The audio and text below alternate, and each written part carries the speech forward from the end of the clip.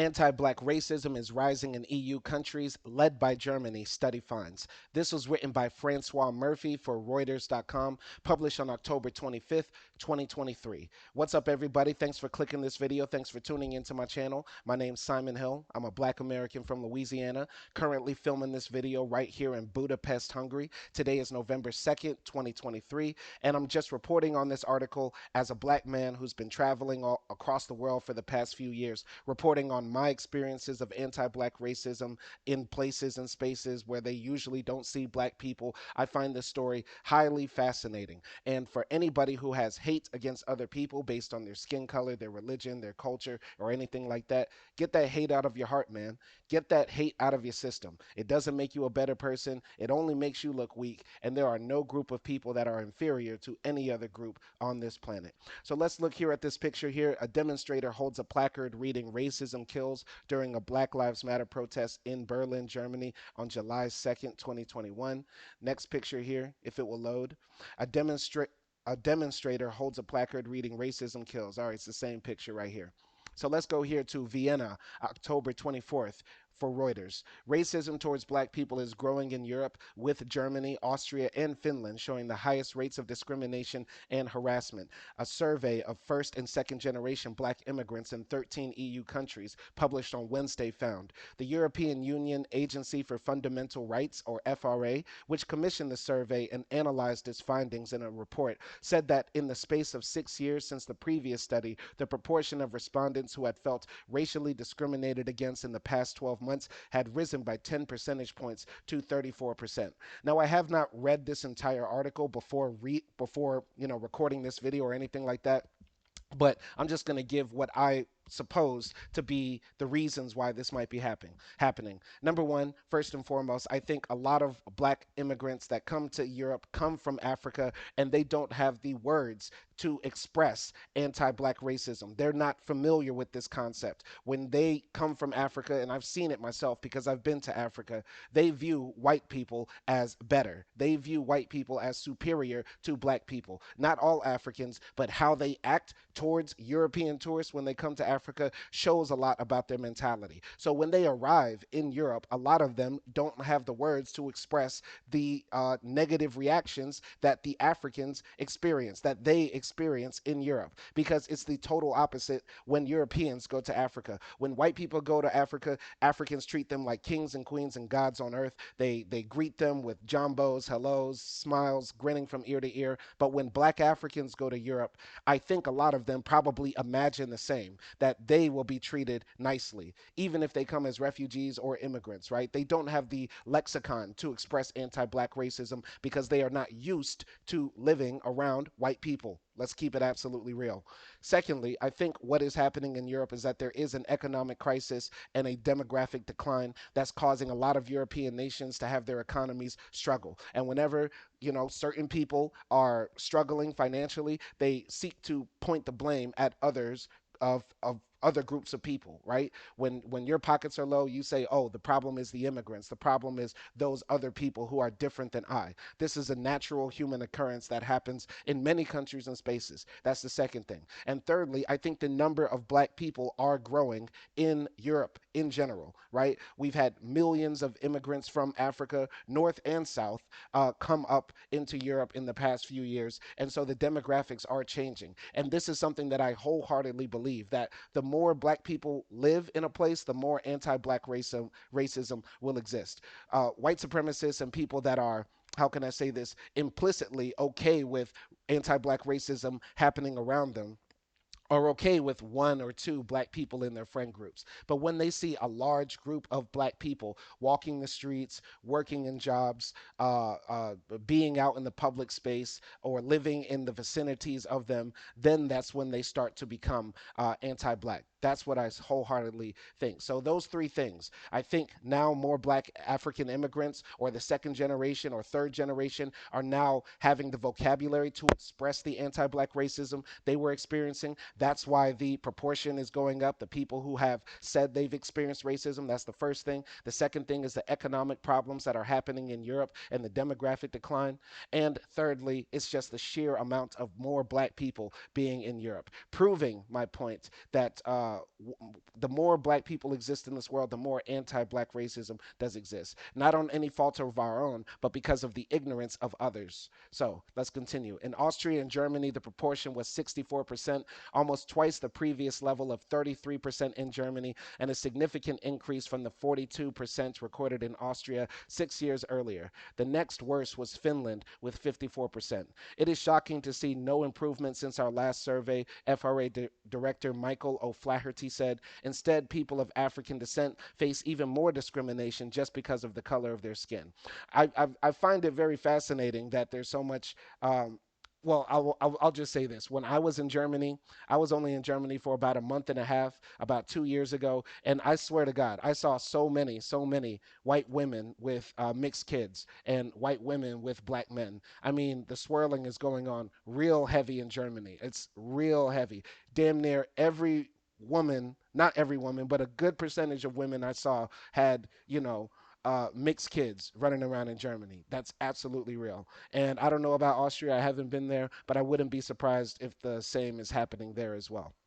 And just because people have mixed kids or relations or sexual intimacies with people of different races doesn't mean that racism doesn't exist. I'm just saying that the proportion of black people in Germany is going up just on the like sheer numbers of immigrants that are coming and also the mixed population that is being created there in Germany and in France and in other European nations as well. You get what I'm saying? So I don't know about Finland, but I assume that the brothers there are, or the sisters there are doing their thing as well and living. And I'm certain as well. There's a lot of mixed kids running around in Finland too. Let's continue. The proportion of respondents who reported feeling racially discriminated against over the past 5 years, rather than 12 months, rose to 45% across the 13 countries surveyed, an increase of 6 points from the previous study. The top three were the same, with Germany's rate the highest at 76%. The poll carried out by Ipsos for the FRA was a sweeping survey of 16,124 immigrants and descendants of immigrants across 15 countries, from which several FRA reports will be produced on other ethnic minorities and Muslims. It was conducted between October 2021 and 2022. I'm sure there's a lot of Islamophobia in Europe because that's just natural. I mean, based on history, the Ottoman Empire came into Europe and did a lot of, sweeping around and stuff like that. Wars on both sides happening between Christendom and Islam. So, and also, the flood of immigrants from North Africa, Morocco, Tunisia, Libya, Algeria, Egypt, and stuff like that. So, yeah, I'm sure there's a lot of Islamophobia, but Islamophobia is not. Tied to race. When we deal with anti black racism, it's more prevalent than Islamophobia, I would say. Because, number one, a person who is Muslim can hide their Muslim identity, but we as black people can't hide in a sea of white people in Europe. So, another thing I want to talk about here is the number. 16,000 is not a small number of people. That sounds like a good, sizable amount of people to ask about their opinions on racism or their experiences as in racism. And we also have to remember that in Europe, there is a large percentage of people that are called gypsies or Romani in almost every European country. And in all of those countries, the people who are what we consider white have very, very negative views about the gypsies. I'm here in Hungary right now, and anti gypsy sentiment is just normalized. People naturally drop the F gypsies and stuff like that all across Hungarian society. So, these people have been living in Europe for centuries, right? They're people descended from India that settled here in Europe hundreds of years ago, and the Europeans still don't accept them, even though the Romani people here have the same nationality as them, the same passports, speak their language and stuff like that.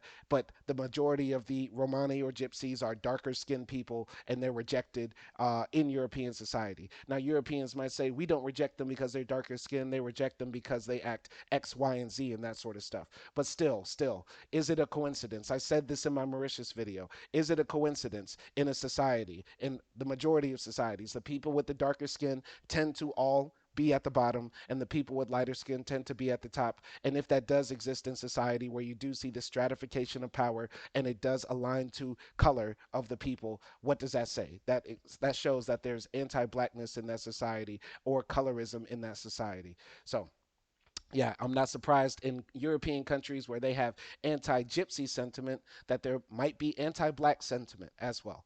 So, this report entitled Being Black in the EU is the first produced from the wider survey. It focuses on 6,752 people born in sub Saharan Africa or with at least one parent born there living in Austria, Belgium, Denmark, Finland, France, Germany, Ireland, Italy, Luxembourg, Poland, Portugal, Spain, and Sweden. The proportion of respondents who said they had suffered racist harassment in the past 5 years was unchanged from 6 years earlier at 30%.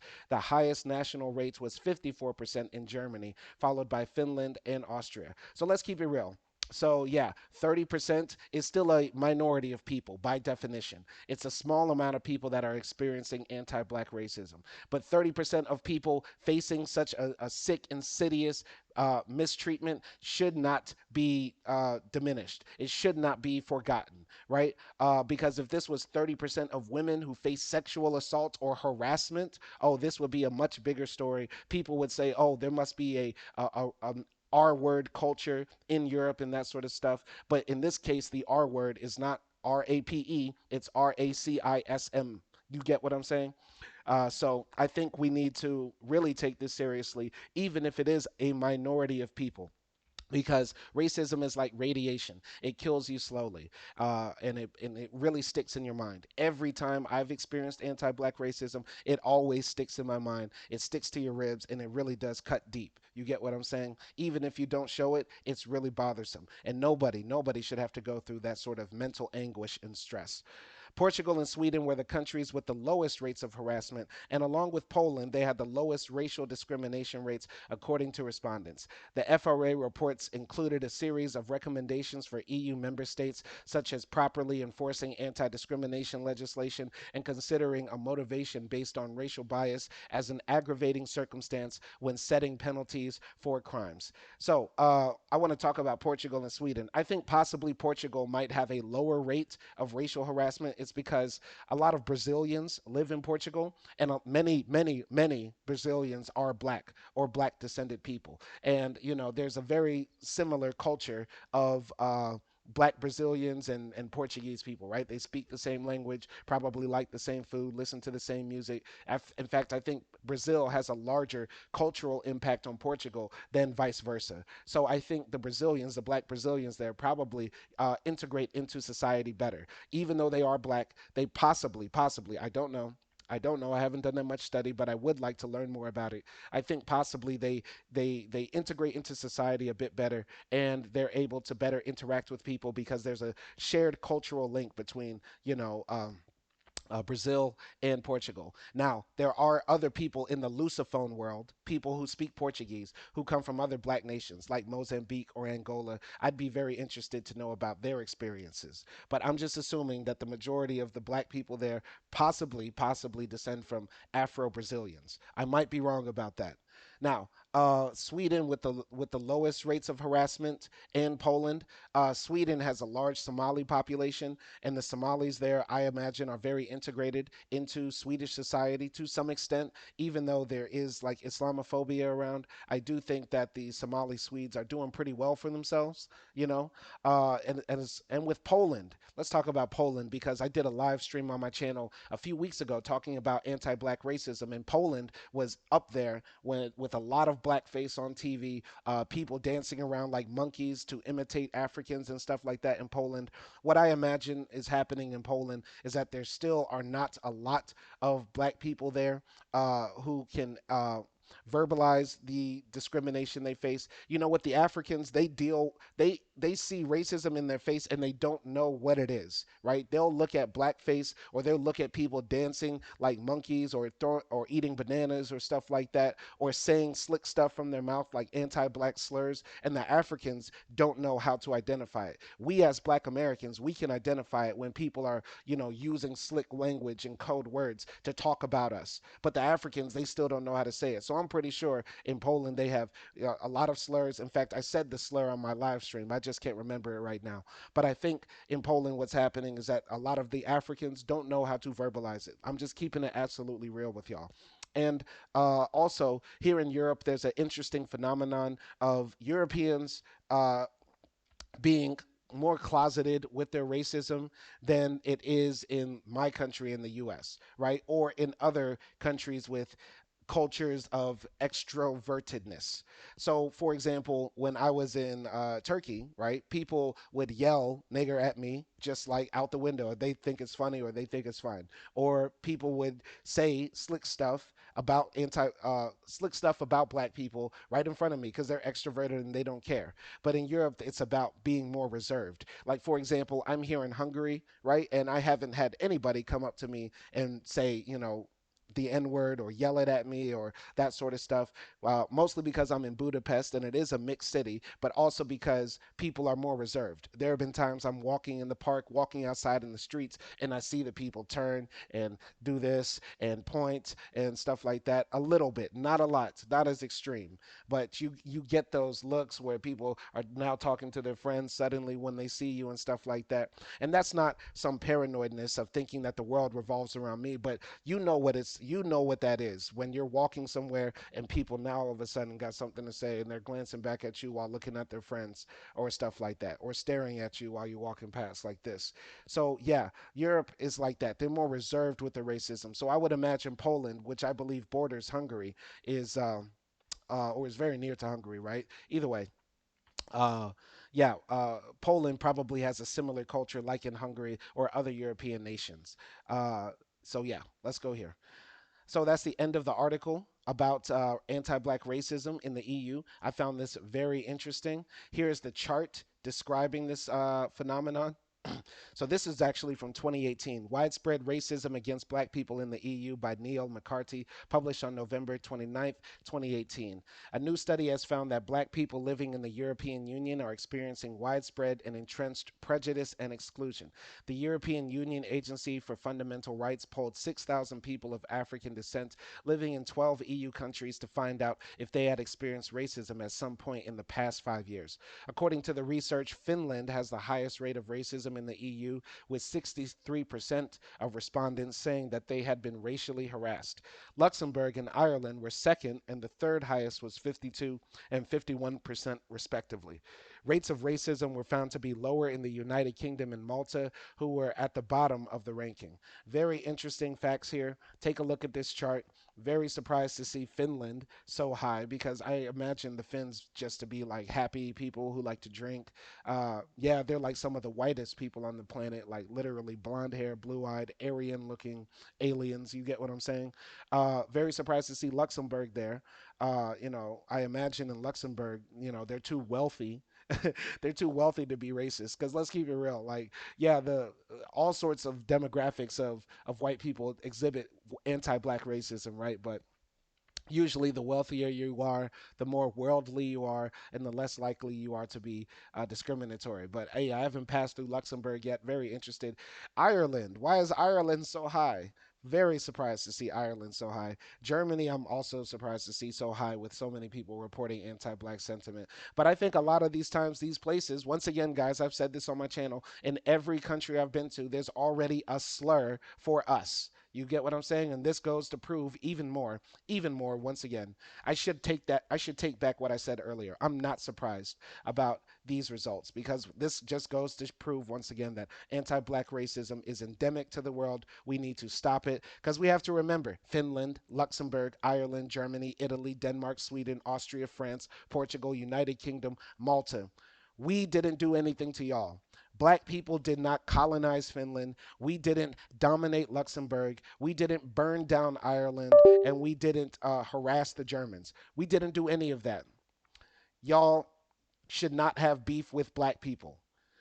The black people in all of these countries are just there to work, study, live, and let go. Black people are not a vengeful people. We're not a hateful people. We only demand respect and love. That's it. Only demand respect and love. Y'all should love us, man. We've only given to the world. We've never taken. That's all. Anyway. Last thing I'm going to read is I know somebody might watch this video later and say, oh, racism in the EU is totally different. In Europe, we didn't have slavery, or we didn't have Jim Crow, or we didn't have segregation or apartheid. Listen, let's just break all of this down right here. Black people are telling you what we're going through. Don't try to diminish it.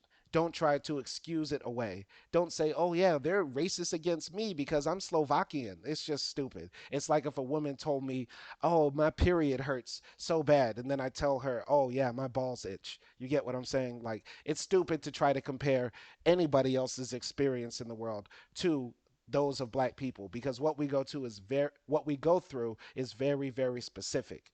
Let's look at this article here, Recognizing and Confronting Racism in Europe. This was written by Felicia A. Henderson for knowledge.insead. So let's go here. Uh, September 27th, 2021. So, systemic racism is not only an American problem. The European experience demands a different kind of anti racist conversation. The explosion of blatantly racist posts on social media following England's July 11th loss in the UEFA Euro football finals appeared to catch many observers by surprise. In contrast, the three black English players who were the primary targets of this vitriolic hate speech indicated that they expected the racist backlash. Indeed, many fans of color across Europe, including me, watched penalties throughout the tournament, hoping players of color for any nation would not miss because we predicted racist outrage would follow. Absolutely. I remember that. I think I don't watch football or soccer, but I remember that situation where some black player missed a goal, and then all the white people just had to start throwing out N words online and, creating memes about monkeys and that sort of stuff.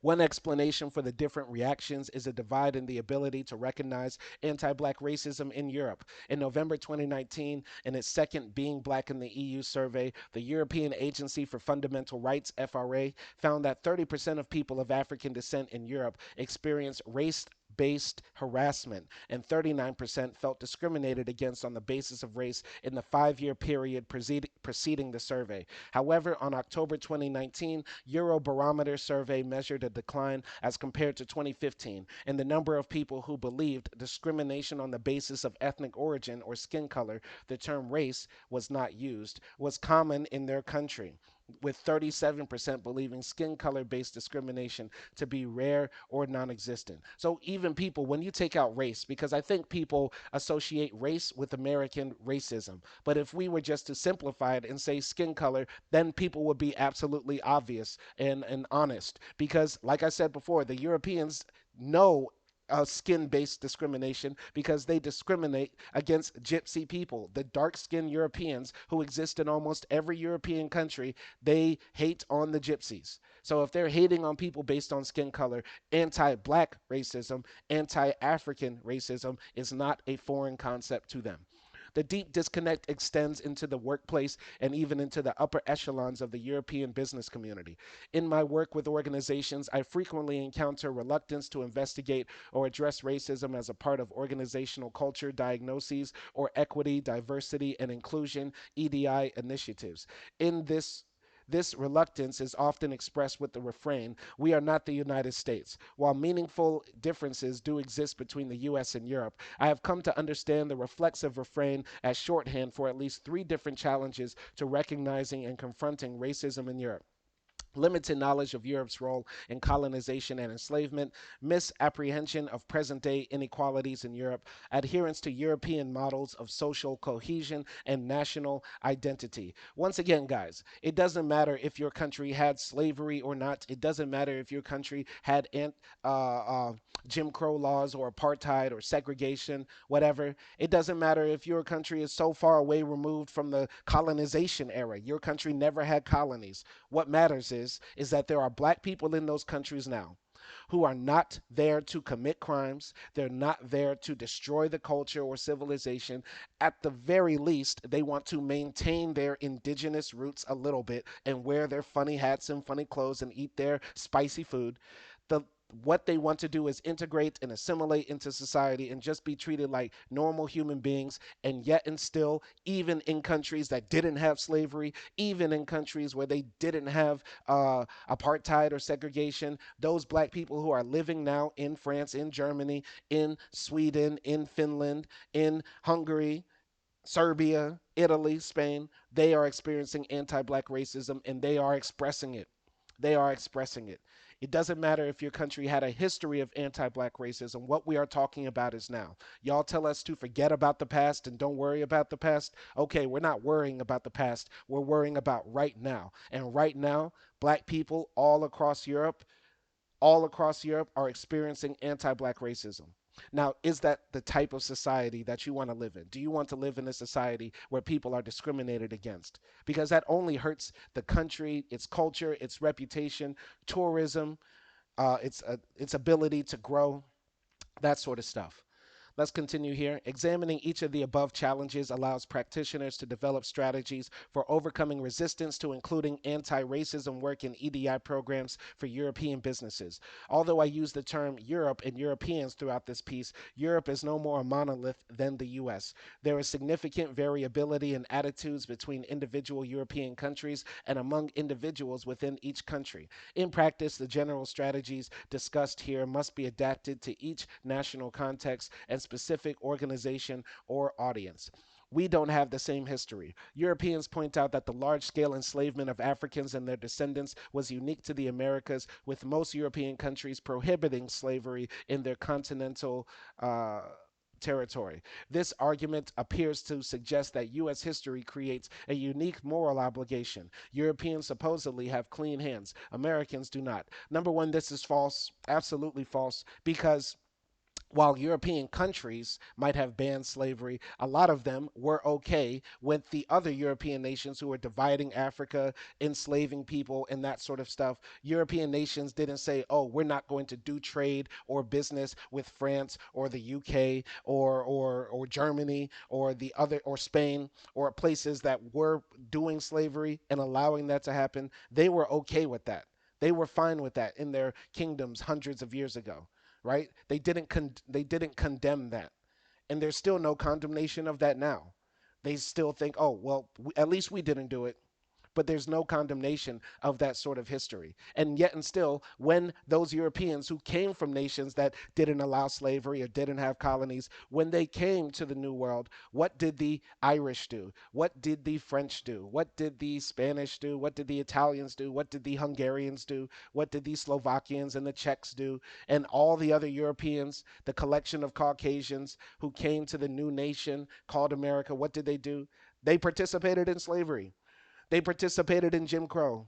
They participated in apartheid and oppressing black people. And when black people go to those nations now, they participate in anti black racism or implicitly allow that sort of discrimination to exist. So, what does that say?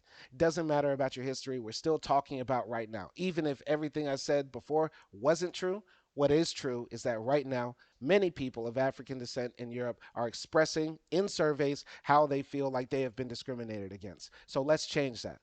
So, this implication ignores both the present moral imperative to build inclusive organizational cultures and past European complicity in creating the moral and commercial systems predicated on African inferiority and enslavement. What they're talking about here is this idea that Europe and America have separate histories, and so therefore Europe cannot be a racist place. So, the number of European countries whose ships, merchants, and often crowns were involved in trafficking enslaved Africans across the Atlantic often escapes notice. The Slave Voyages database documents ships flying the flags of at least 16 European powers, including not only British, French, and Portuguese flags, but also those of the Netherlands, of Prussia, and other German states, of certain Italian and Baltic republics, and to the surprise of many, of Denmark, Norway, and Sweden. I didn't even know that. That's crazy. See, people like to say, oh, my country didn't participate in slavery, but literally you had slave boats with the flags of Denmark, of Sweden, of the Netherlands, all flying around, picking up and capturing people and taking them to be sold for guns, rum, sugar in the Bahamas. Ain't that crazy? I did not know that. I did not know that. So, a recent Finnish book painstakingly details the involvement of Sweden and a number of Finns in colonial domination of the Caribbean island of St. Bartholomew and in both the transatlantic and inter American trades in enslaved Africans. Very interesting. Additionally, white Europeans benefit from the ideas of European racial superiority created to legitimize African enslavement. What we fail or refuse to recognize about our past affects our perceptions today. As INSEAD professor Zoe Kinias and I wrote in September 2020, research shows that among European Americans, lack of knowledge about the history of racial oppression predicts inability to recognize contemporary racism. As this finding is tied to basic cognitive elements of information processing understood to be universal, we expect knowledge gaps in white Europeans to similarly undermine recognition of modern racism in Europe.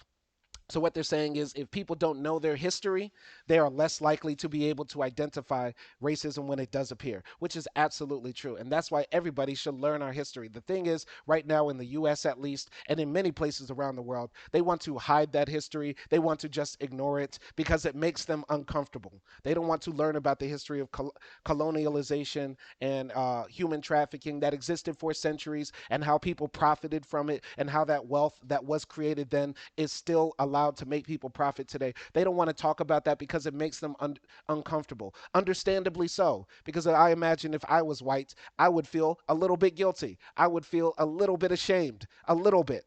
But then I would realize that my shame and my guilt does not compare to the feeling of the people who are descended from those who were ripped from their homelands and had everything taken from them. And now they speak my language, worship my religion, and think like me. So my guilt and my shame does not supersede the pain that those people are going through. And so, what can we do about it? I got guilt and shame. You got pain. So, what do? We try to make a better world. We try to actually try to rectify what happened in the past in now. And even if the past does not matter to you, even if still you're saying, Simon, shut up, even if that's what you're saying now, let's do this. Let's think about this. Do we want a world where people who could invent the next app that could make your country super rich or the future doctors and engineers, do you want them having to leave and go to a place where they're actually accepted for being themselves and and your country remains broke or your nation remains behind? Or do you want to have the best of all worlds? This is the thing. This is the argument for actually caring more about yourself selfishly to end racism, to end anti black racism. Because within black people, we're not just all rappers and comedians and ball players. We have doctors, we have engineers, we have lawyers, we have writers, we have all of those things. Architects, whatever you want, you name it. Within that, you should be trying to harvest the best and brightest of those people and not treat them like second class citizens just because you have stupid ideas about racial superiority of Europeans. Let's continue here. So we don't have the same kind of inequality. A second objection to anti-racism work relates to purported differences in how inequality manifests in Europe as compared to the US. This argument is often articulated as either racism is less pronounced in Europe than in the US or race is less a important factor in discrimination than insert another dimension of diversity. For example, gender, class, religion, language, or geographical origin. This suggestion relies on at least two fallacies. First, the notion that there is either overt so called US style racism or no racism is a false dichotomy that ignores the multiple harmful ways that both interpersonal and systemic racism can affect the lived experiences and professional opportunities of people of African descent. The question is not whether an American racism exists in Europe, but whether racism exists. Evidence suggests it does. Absolutely. See, this is the thing. A lot of Europeans don't travel to America. And once again, even if they do travel to America, they don't interact with black people. And so a lot of people's perceptions of racism in the US is based on movies. And the one thing I hate, the number one thing I hate about movies, especially when they're talking about like the civil rights era or, America 100 years ago, they make racism seem like these scowling, nasty, fat, ugly, stupid, drawling white people. when it's not like that at all. It's not like that at all. There was a TV show I forgot to watch. I forgot to watch it. Love, yeah, I was watching like the first 3 episodes of Lovecraft Country. Lovecraft Country is like a mini series that basically is like this guy is traveling across the US trying to do the Green Book, and he meets paranormal activities while dealing with racist bigots in like the 1950s, right? And what bothered me so much about the show was that all the racist white people were so just menacingly evil and stupid looking and had these stupid southern accents and stuff like that. And I was like, that is so unreal. That's what people imagine racism is like in the US. You have some sheriff coming up to you saying, "What you doing around here, boy? What you doing, boy? Shouldn't you be on the other side of the tracks? You better get on now." That's not what it is. What it is like, and what it's like is more like this show that Ethan Hawke was in. I think that's his name. The guy from Training Day, white guy from Training Day. There's this show about John Brown. Oh, I forgot the name. The Good Lord Bird. Racism is like what it is in The Good Lord Bird, and The Good Lord Bird did it absolutely perfectly. White people, I don't think ever were explicitly as racist as they show in movies. What they are is smiling and they say, "I'm so sorry, but we don't serve niggers here." Like that's how it's like. That's how it's like. They don't just come up to you and be and just like what they did in certain parts of the footage that you see from the 1960s where they were sicking dogs throwing milkshakes at you when you were doing a sit-in at the counter. They weren't spraying the water hose on everybody. You know what I mean? Like it's more like, "Oh, I'm sorry, but this is only a white only area. I'm so sorry. Yeah, this is very uncomfortable." Like I imagine that bus driver that told Rosa Parks to get up didn't come up to her and say, "Come on, negress, you need to get on now." He didn't do that. He said, "Ma'am, I'm sorry, but yeah, the colored section is in the back." It's more like that. You get what I'm saying? And it's not even like that sometimes, because once again, white Americans have mastered racism so well, they can say stuff without even saying stuff. They say it without even saying it, if you know what I mean.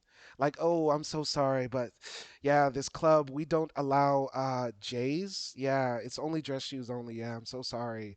Oh, yeah, it's not on the flyer. It's not on the flyer, but it's standard policy. But if you come back tomorrow, we can evaluate the situation and possibly we can see if we can reserve you a table. But yeah, you're gonna have to come between the hours of like 1 and 1:05 a.m. Is that okay for you?" Like that's how racism works in the U.S. and it's very similar. It's different than the European racism in the sense that Europeans they just don't say it. They wait until they're mumbled under their breath, and then if you confront them, they get cowered up and pussy. But then white people in America feel more aggrieved if you confront them about their racism.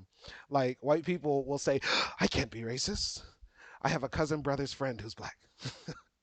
And Europeans, when you confront them about their racism, they say, "Oh, oh, oh, oh." They just don't know what to say, especially if you just boss up on them real quick. So this is the thing. That's one of the biggest concerns because a lot of people get their racism from Netflix. It's not Netflix racism.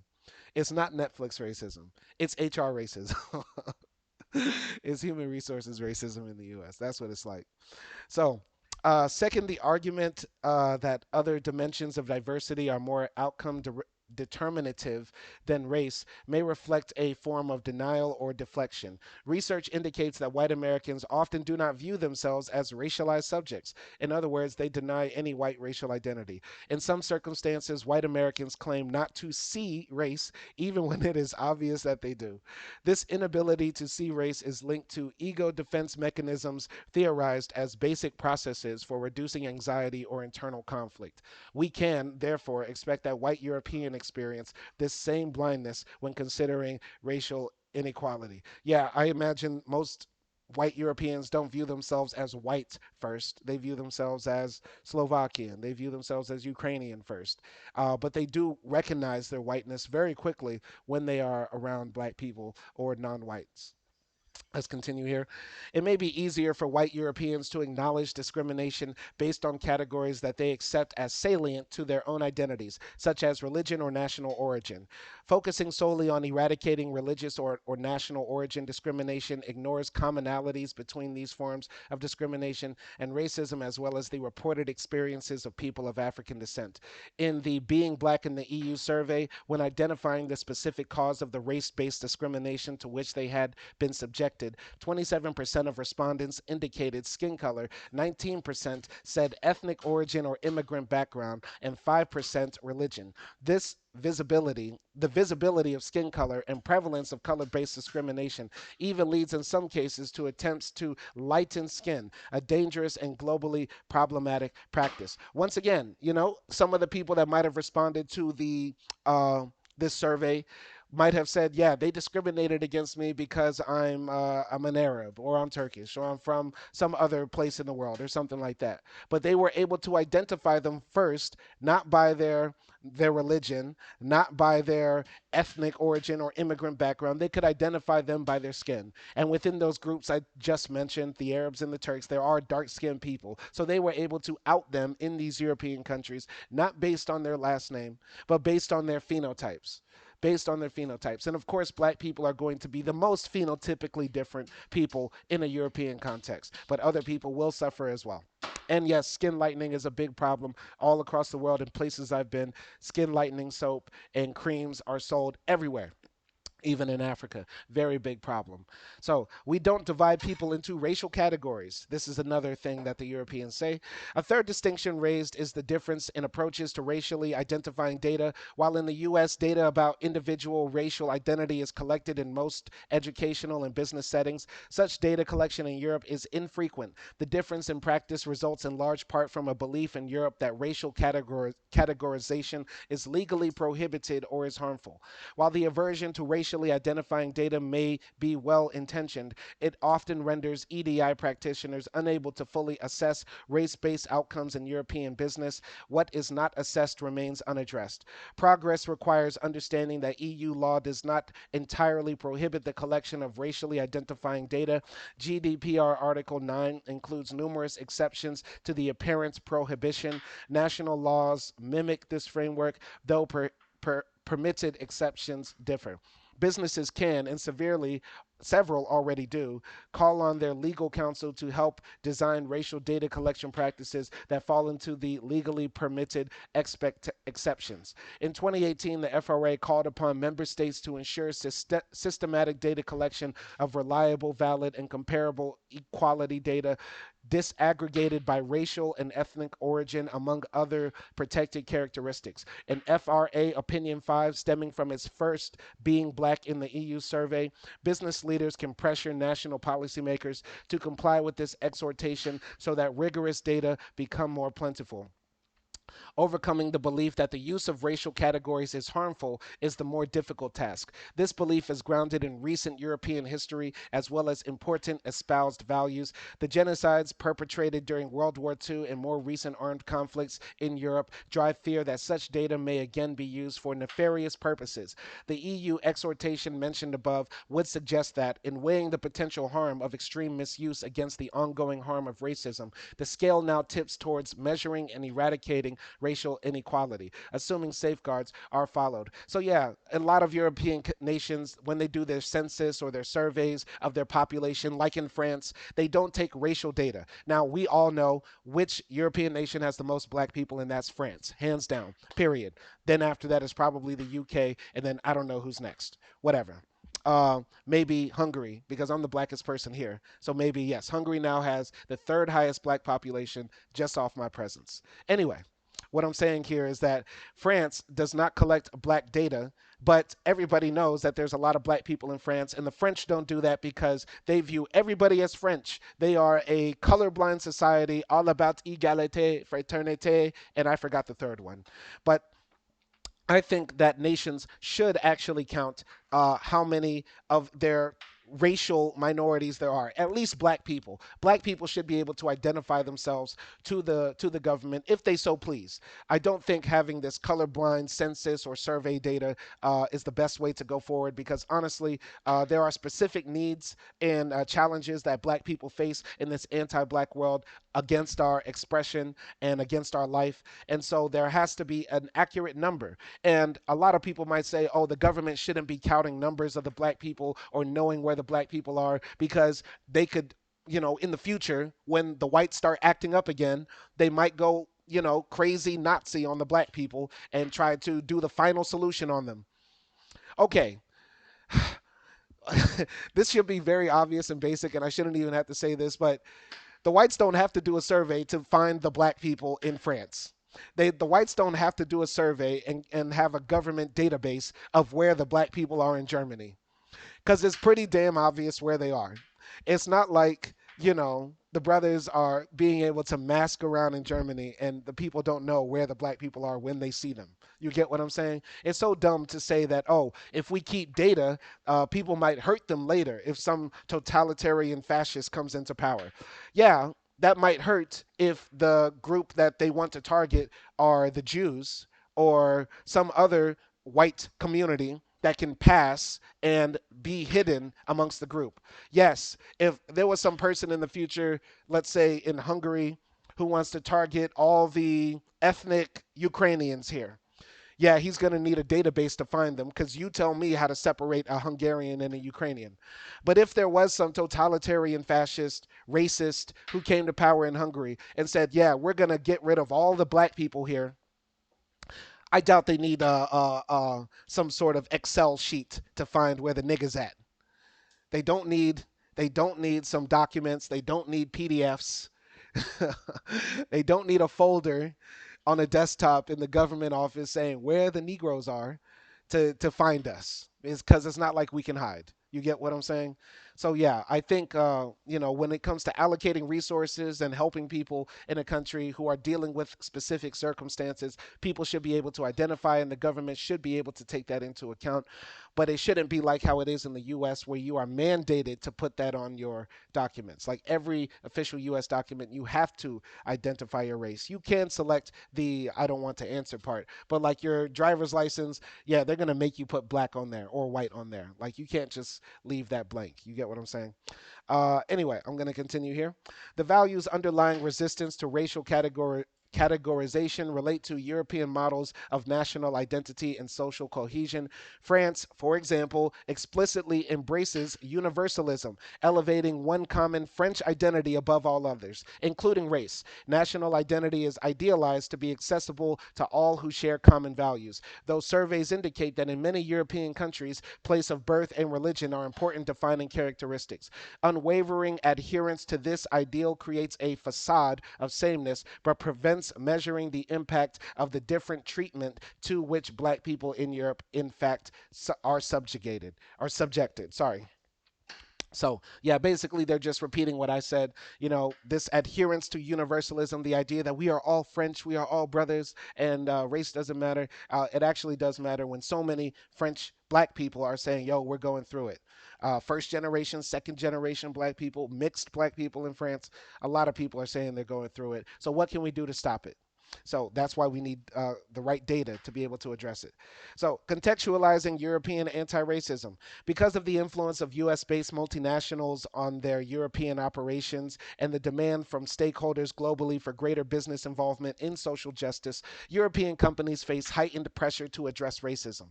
To have the greatest impact on their intended beneficiaries, EDI initiatives, including anti racist work, must be tailored to the local context of inequality. Racism does exist in Europe, and yet it is important to recognize the meaningful ways that Europe is not the United States. Nevertheless, arguments grounded in what I derisively refer to as comparative oppression are not simply misguided, but in fact serve to reinforce systemic equality.